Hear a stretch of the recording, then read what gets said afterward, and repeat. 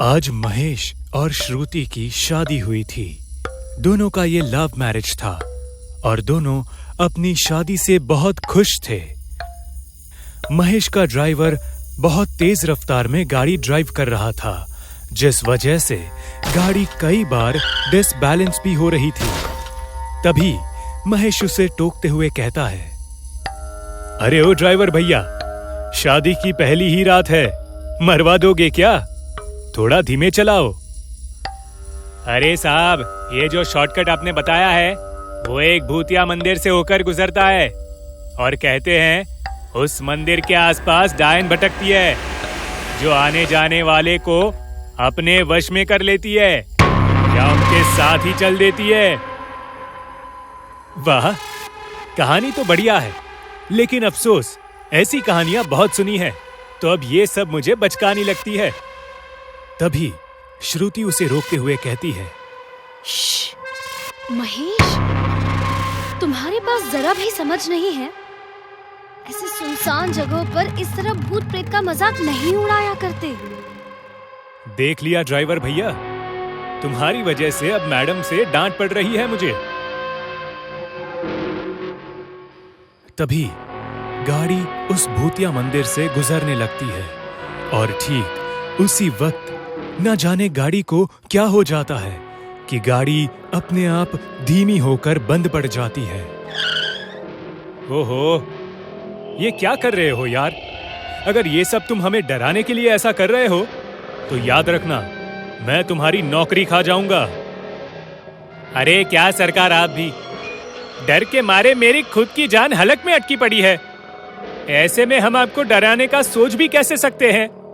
ना जाने गाड़ी को यहीं आकर क्यों बंद होना था। वैसे तुमने बताया था ये कोई मंदिर है ना? वैसे किस भगवान की यहाँ पूजा होती है? बताना तो नहीं चाहिए, लेकिन आपकी जानकारी के लिए मैं बता दूं, ये मंदिर काल भैरव का है। नए नवेले शादीशुदा लोग अपने दाम्पत्य जीवन के सुख के लिए यहाँ आते हैं, लेकिन केवल दिन में। सूरज ढलने के बाद यहाँ कोई नहीं जाता। इसीलिए मैं आपको शॉर्टकट के लिए मना कर रहा था, लेकिन आप माने ही नहीं। अरे वाह, अगर ये कोई मंदिर है और खासकर शादीशुदा जोड़ों के लिए, तब तो हमें जाना चाहिए। महेश, तुम पागल हो गए हो क्या? क्या तुम्हारा दिमाग खराब हो गया है? हम इस वक्त आधी रात को मंदिर जाएंगे? अच्छा, तो मतलब तुम नहीं चाहती हो कि हमारा दाम्पत्य जीवन सुखी रहे? नहीं, मैं ऐसा बिल्कुल नहीं कह रही, अगर मगर कुछ नहीं। तुम चलो, मैं तुम्हारे साथ हूं ना। अरे मेरे मालिक, मत जाइए, वो डायन इसी के इंतजार में रहती है।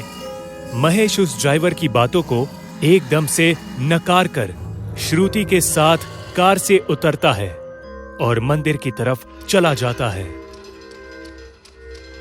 उसकी नजर मंदिर के दरवाजे पर पड़ती है, जिसे देखकर ऐसा लग रहा था जैसे कि कोई 500 साल पुराना दरवाजा हो, क्योंकि उस पूरे दरवाजे में जंग लगा था। मंदिर तो बाहर से बड़ा इंटरेस्टिंग लग रहा है। चलिए मैडम, अंदर चलकर देखते हैं। महेश, मुझे ये जगह कुछ ठीक नहीं लग रही। प्लीज मेरी बात समझो। श्रुति महेश को रोकने की कोशिश करती है, लेकिन महेश नहीं रुकता और अंदर चला जाता है। लेकिन तभी श्रुति को याद आता है कि उसके बाबा ने उसे एक शक्तिशाली ताबीज दिया था, जो कि उसके बैग में है। महेश, याद है बाबा ने दुआ के तौर पर हमें ताबीज दिया था? मुझे लगता है हमें वो ले लेना चाहिए। ठीक है, तुम गाड़ी से उसे लेकर आओ, तब तक मैं अंदर तुम्हारा इंतजार करता हूँ। इतना कहता हुआ महेश मंदिर के अंदर चला जाता है। श्रुति को उस वक्त एक अजीब सा साया अपने आसपास महसूस हो रहा था। इस वजह से वो धीमे धीमे डरते हुए वापस गाड़ी की तरफ लौटने लगती है। दूसरी तरफ महेश बिना किसी की परवाह किए मंदिर के अंदर दाखिल हो जाता है। वो पूजा घर की तरफ बढ़ता है। वो जैसे ही पूजा घर में दाखिल होता है, मंदिर की घंटियां अपने आप आपस में टकराना शुरू कर देती है, जैसे आरती में होता है। उस वक्त तो हवा भी नहीं चल रही थी, तो ये घंटियां आपस में कैसे टकरा रही है? तभी उसकी नजर मंदिर की मूर्तियों पर पड़ती है। अरे, ये मंदिर है या भूतिया घर? पूजा घर में ना तो कोई दीप जल रहा है और ना ही किसी भी भगवान की कोई मूर्ति है। महेश खुद से ये बोल ही रहा होता है कि तभी उसके पीछे से श्रुति आवाज देती है, महेश, डार्लिंग इधर आ जाओ। महेश तुरंत पीछे पलटता है। श्रुति अपनी बाहें फैलाए खड़ी थी। अरे मेरी जान, तुम आ गई। मैं तुम्हारा कब से इंतजार कर रहा था। अब सिर्फ दूर से ही प्यार बरसाओगे या पास भी आओगे? अरे क्यों नहीं मेरी जान, अभी आता हूँ। महेश श्रुति से जाकर गले लगता है। श्रुति उससे कहती है, महेश, क्या तुम भूल गए? आज हमारी सुहागरात है। अरे ये भी कोई भूलने की बात है भला? लेकिन मुझे ऐसा क्यों लग रहा है कि मुझसे ज्यादा तुम में बेचैनी है सुहागरात मनाने की? बेचैनी क्यों नहीं होगी? क्या सुहागरात अकेले तुम्हारी है? ठीक है, फिर जल्दी से घर पहुंचते हैं और फिर हमारी स्पेशल नाइट को एंजॉय करते हैं। अरे बाबा, रात तो पहले ही बीत चुकी है। घर पहुंचते पहुंचते सुबह हो जाएगी। फिर क्या खाक के रह जाएगी सुहागरात? तो फिर यही इसी मंदिर में हम आज सुहागरात मनाएंगे। महेश श्रुति को अपनी बाहों में लेता है और उसके साथ हम बिस्तर होने लगता है। लेकिन तभी महेश की नजर ऊपर टंगे कांच के झालर पर पड़ती है, जिसे देखकर महेश को तेज झटका लगता है। उसे श्रुति के शरीर की जगह एक चुड़ैल की डरावनी शक्ल और भद्दा शरीर नजर आ रहा था, जबकि असलियत में वो श्रुति थी। महेश को समझ आता है कि वो अपनी सुहागरात श्रुति के साथ नहीं बल्कि किसी चुड़ैल के साथ मना रहा है। तू कौन है? छोड़ मुझे, तू तो एक चुड़ैल है। महेश उस चुड़ैल से हटने की बहुत कोशिश करता है, लेकिन वो ऐसा करने में नाकामयाब रहता है और धीरे धीरे उसे तेज दर्द भी होने लगता है। उसे ऐसा लगा था कि बहुत जल्द अब वो थक कर मर जाएगा। वो चुड़ैल जिसने श्रुति का रूप लेकर महेश को अपने जाल में फंसाया था, वो अब फिर से अपने असली चुड़ैल के रूप में आ जाती है। बहुत समय बाद मुझे कोई मर्द मिला है। अब मेरे हवस की प्यास बुझा कर रहूंगी।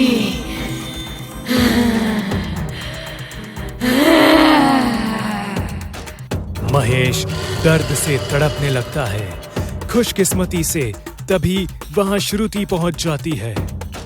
महेश, ये तुम क्या कर रहे हो? श्रुति महेश को उस चुड़ैल के साथ हम बिस्तर होता देख लेती है। वो तुरंत अपनी ताबीज को महेश की तरफ फेंकती है, जिससे वो चुड़ैल जलने लगती है और महेश को आजाद कर देती है।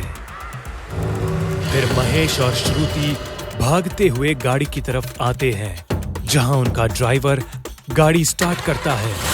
शुरू में तो गाड़ी स्टार्ट नहीं हो रही थी, पर दुआ करने के बाद गाड़ी स्टार्ट हो जाती है और वो सब वहां से तेजी से निकल जाते हैं। जब वो इलाका खत्म होता है, तब महेश श्रुति को सब कुछ बताता है और फिर उनका ड्राइवर उनसे कहता है, साहब, इसीलिए मैं आपको मना कर रहा था। आप लोग शहरी हैं, आपको यहाँ की सच्चाई नहीं मालूम, लेकिन यहाँ से गुजरने वाले और यहाँ रहने वाले ये बात जानते हैं कि यहाँ हवस की भूखी चुड़ैल रहती है, जो यहाँ मिलने वाले मर्दों को सुंदर कन्या और उनकी पत्नी के रूप में दिखती है और उनके साथ अपनी सुहागरात मनाती है और फिर उन्हें मार कर इसी मंदिर के छत पर लटका देती है। कहते हैं इस चुड़ैल की अपनी सुहागरात अधूरी रह गई थी, जिस वजह से ये आज भी अपनी सुहागरात पूरी करना चाहती है, लेकिन आज तक कर नहीं पाई। इसीलिए यहाँ से गुजरने वालों पर आज भी अपनी नजर गड़ाए रखती है। भानपुर में शाम ढलने के बाद जब भी कोई बच्चा रोता है, तब उसकी माँ उससे ये कहती है, बेटा चुप हो जा, नहीं तो वो चुड़ैल आ जाएगी। ये कहानी सिर्फ एक कहानी नहीं है, बल्कि एक माँ और उसके बच्चे की वो दर्दनाक कहानी है, जो आज मरने के बाद भी अपने बच्चों की तलाश में भटकती है। एक तो ऐसे ही जंगल से घिरा, सन्नाटे से पसरा एक सुनसान गांव है। इस गांव का इतिहास बताता है कि किसी चुड़ैल ने गांव वालों के कारण अपने जुड़वा बच्चे खो दिए। मिथुन, तेरा बहुत भाव बढ़ रहा है।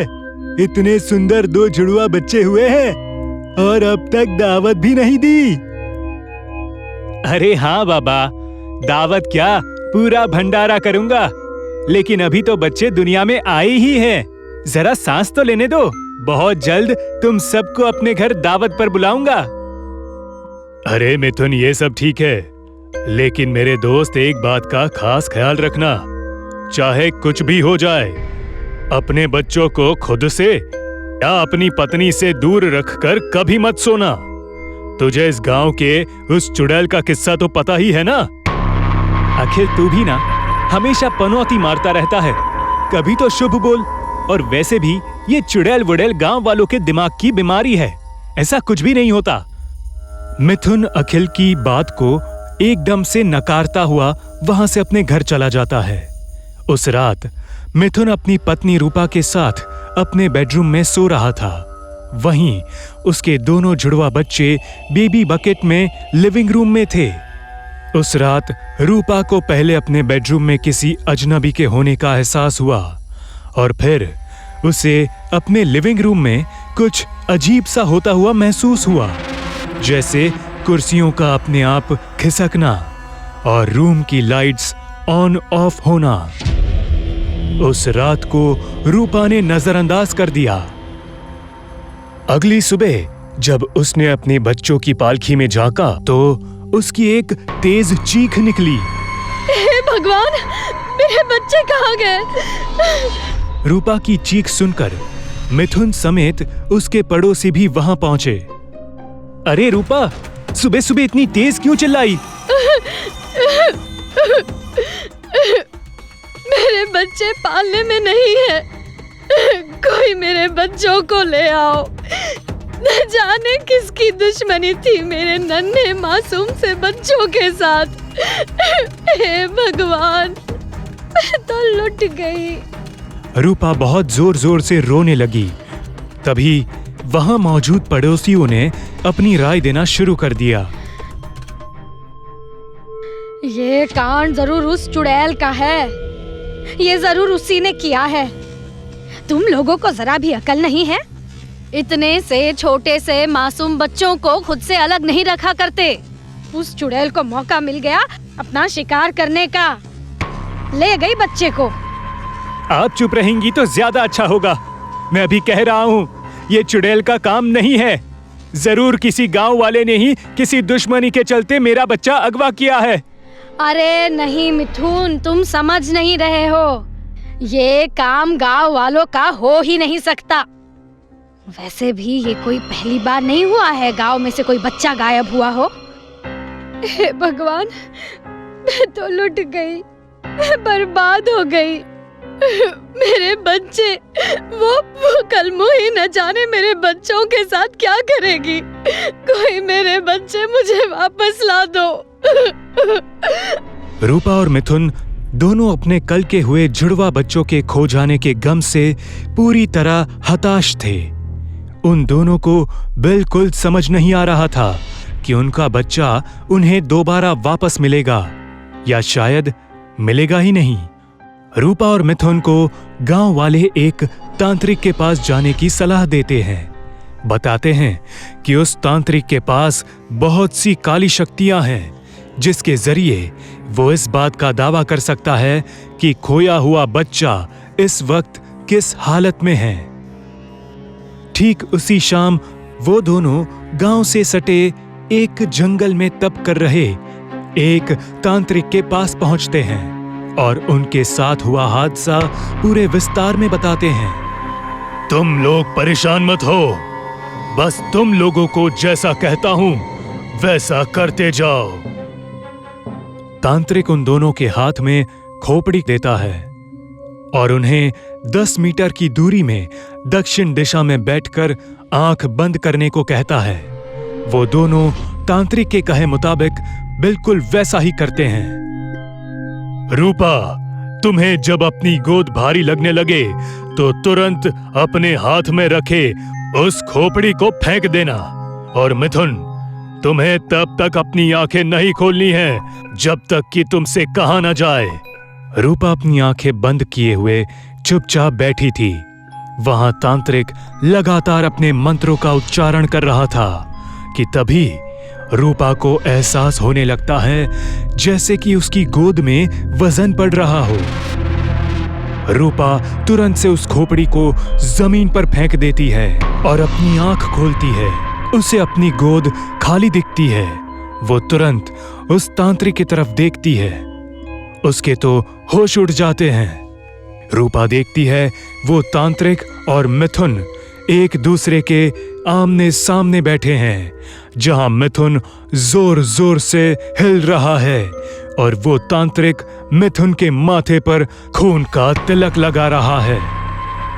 रूपा तांत्रिक से पूछती है कि ये सब क्या चल रहा है। तांत्रिक उसे चुप रहने का इशारा करता है और शांति से बैठे रहने को कहता है। तभी अचानक मिथुन के अंदर कोई औरत की आत्मा आ जाती है और फिर मिथुन बोलना शुरू करता है। ये जुड़वा बच्चे मेरे हैं। ये वही बच्चे हैं जिन्हें मैं सालों से इस गांव में ढूंढ रही थी। लेकिन तो इतना यकीन के साथ ये कैसे कह सकती है कि ये तेरे ही बच्चे हैं, जबकि गांव के अनेकों बच्चों को तूने अगवा करके मार दिया है। हाँ, ये सच है।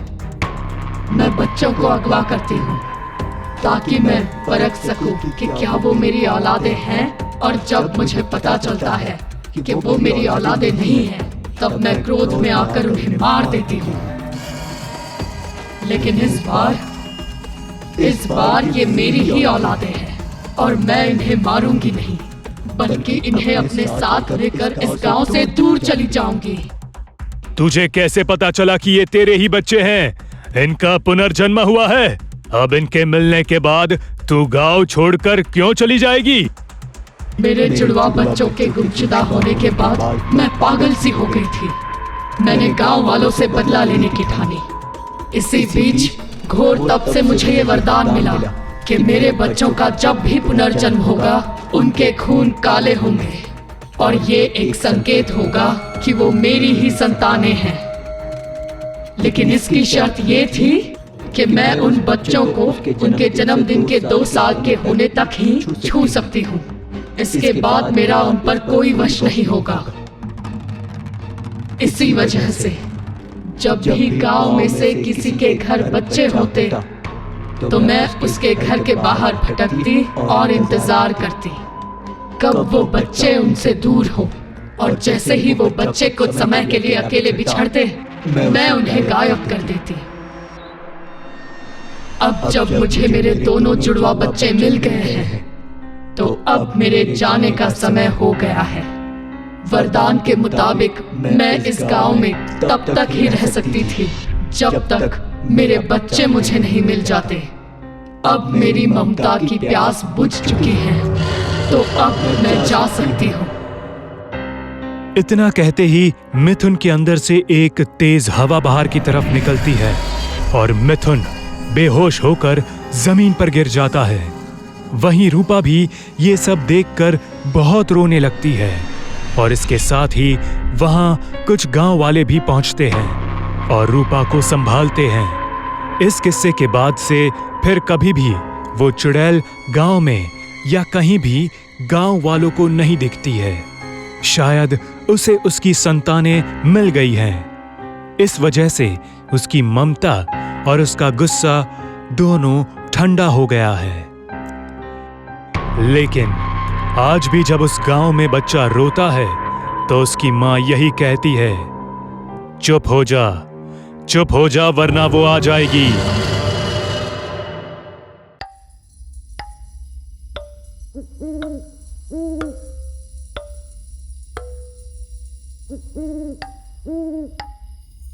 अरे हाँ दादाजी, मैं समझ गया आपकी बात। मैं गांव में सुबह ही आऊंगा, रात को नहीं आऊंगा। और अगर कोई अनजान इंसान दिखेगा तो मैं उसे नहीं टोकूंगा।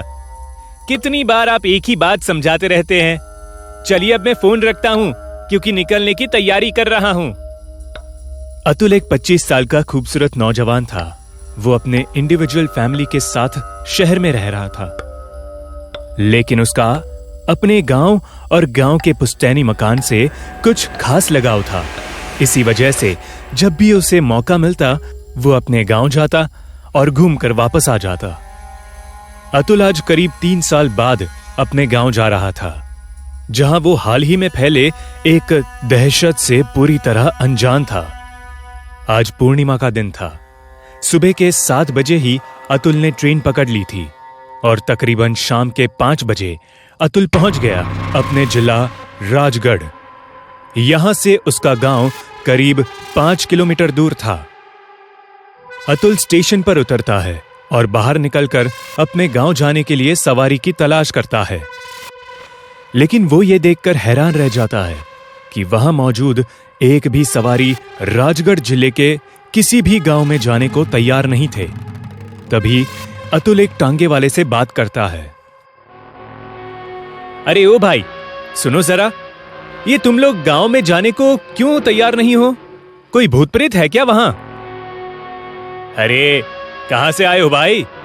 क्या तुम्हें राजगढ़ के उन 14 गांव में फैले दहशत के बारे में नहीं मालूम है? तुम ये क्या बातों को गोल गोल घुमा रहे हो?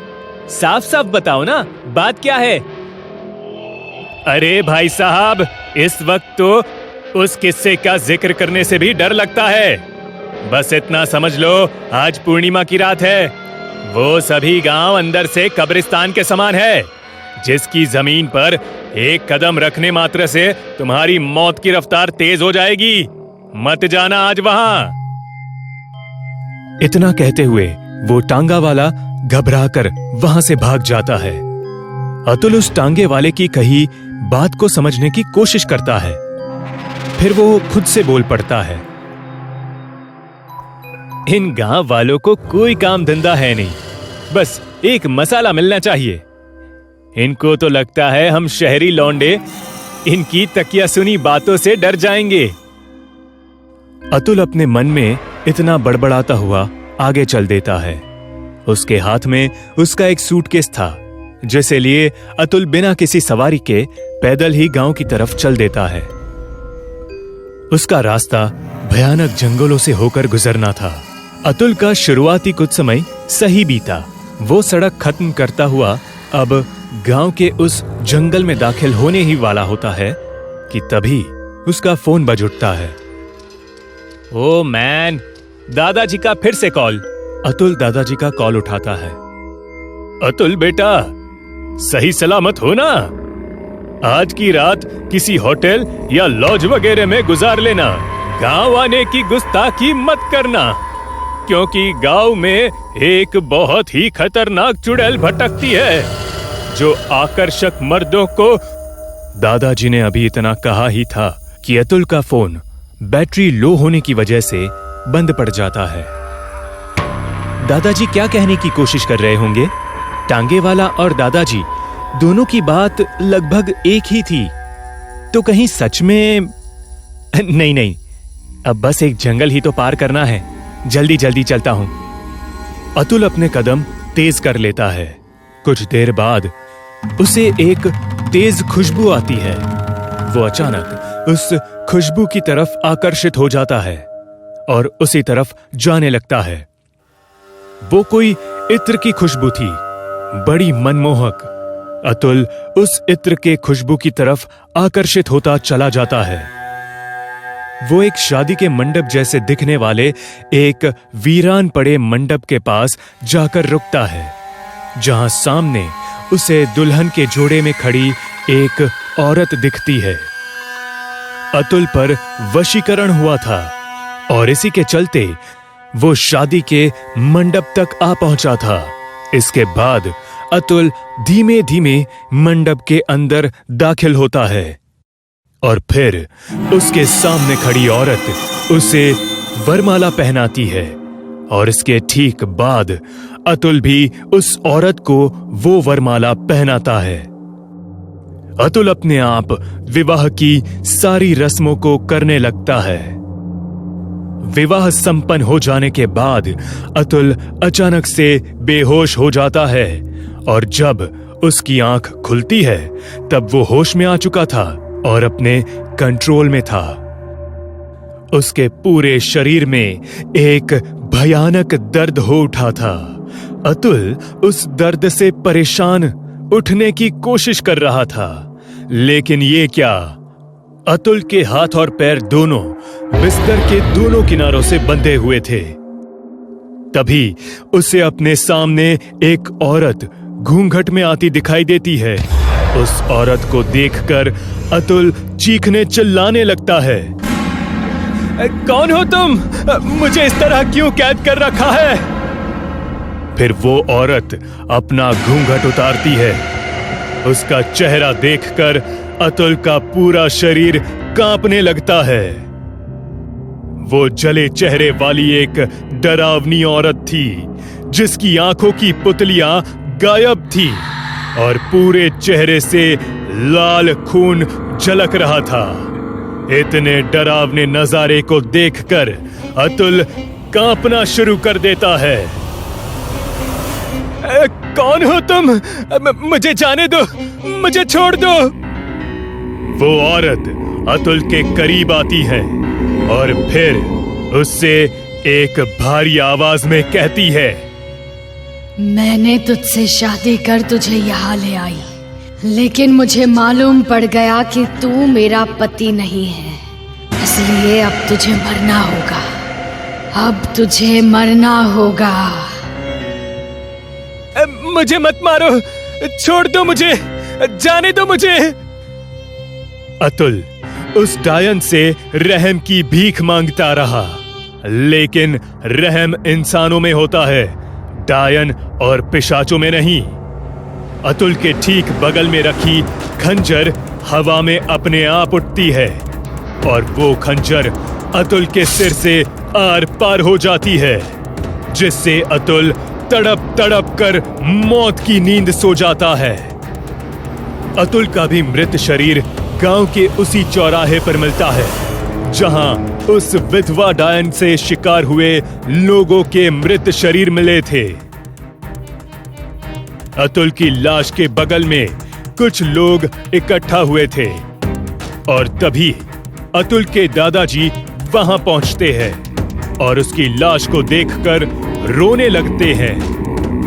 अरे, मैंने मना किया था, गांव में सूर्यास्त के बाद मत आना, वो अभागन डायन जान ले लेगी। मैं आगे कुछ बताता कि तभी फोन कट गया। हे भगवान, ये सब क्या हो गया? इस विधवा डायन की कहानी बहुत अलग थी। गांव वालों के मुताबिक ऐसी डायन सिर्फ मर्दों का शिकार करती है, और वो भी उन मर्दों का जो जवान है और शादी के लायक है। विधवा डायन की दास्तां ये बयां करती है कि 2 साल पहले उसकी शादी हुई थी। शादी के तकरीबन 1 महीने बाद तेज बिजली के झटके लगने की वजह से उसके पति की मौत हो गई। शादी के 1 महीने बाद ही वो विधवा हो गई। बस इसी शोक में उसने खुद की जान ले ली। लेकिन कुछ लोग ये भी बताते हैं कि उसने खुदकुशी नहीं की, बल्कि गांव के ही कुछ वहशी दरिंदों ने उसके पति के ना होने की मजबूरी की वजह से उसे घेर लिया और उसका बलात्कार कर उसे मौत के घाट उतार दिया। अब आखिर में इस घटना का क्या सच है ये तो किसी को ठीक से नहीं पता, लेकिन लोगों के मुताबिक उस औरत के मरते ही उसने एक विधवा डायन के रूप में जन्म लिया और शाम ढलने के बाद वो राजगढ़ में छिप छिप कर नजर रखती है और जैसे ही उसे कोई जवान युवक दिखता है उसे अपने इत्र के वश में करके उससे शादी करती है। और जब उसे पता चलता है कि वो उसका पति नहीं है तो उसे जान से मार देती है।